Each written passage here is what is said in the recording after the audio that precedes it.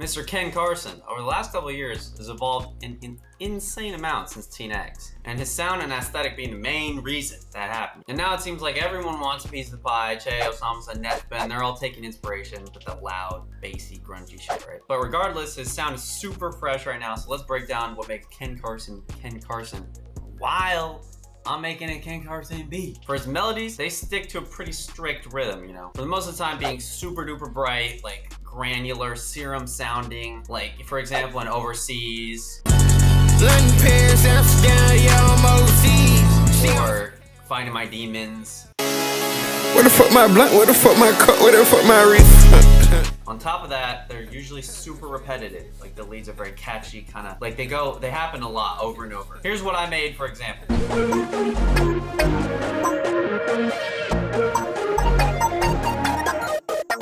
Moving on to the meat and the bones of the sound, the bass. Right? 808s bass, whatever you call it. Probably the most important, if not as important as melodies. His bass is usually super loud, long-winded, you know, very stretched out, or short and stubby. A lot of times it's clipping, super, way too loud, but in the mix, most of the time stays super dirty in most of the Great Chaos songs. And when I say bass is as important as the melody, if not more, that's because the bass practically is a part of the melody, as it's used as like a lead or kind of a rhythm. Here's what I made, for example.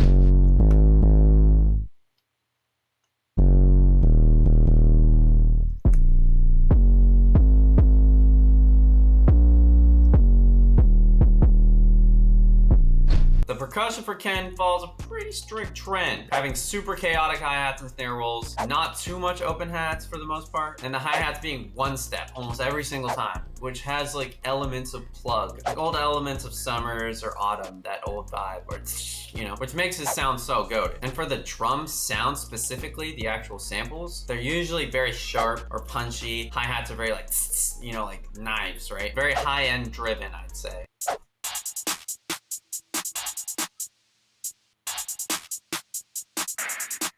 A couple of my favorite producers that could get you some really nice sounds for this is Shark Boy, Shinji, VVS Rays could do it too. For the melodies, 90% of the time I'm using the Crimson kit with Ken Carson, Osama Sun stuff. I got that kit placed with Cochise, Summers, K-Swab, Baby Osama. The sounds are placement ready, high energy, bright, high quality sounds. So I definitely recommend it. Link in description if you want that. For the mixing part, it's pretty simple. The bass just needs to stick out, obviously, it's part of the melody. Not too loud, it depends on what kind of like vibe you're going for. And hi-hats, I'd say a little louder, keep it crisp. It's a usually pretty solid mix, but most of the time the bass is way louder. That's just choice though. You don't have to do that. Anyways, here's the final product.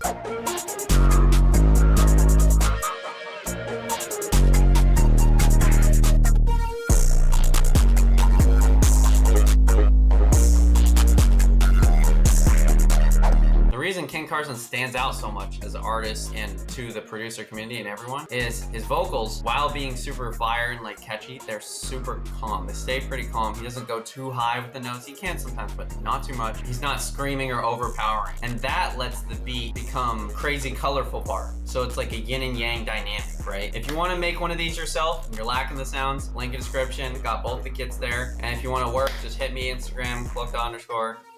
And I'll see y'all later. And if you got this far, comment.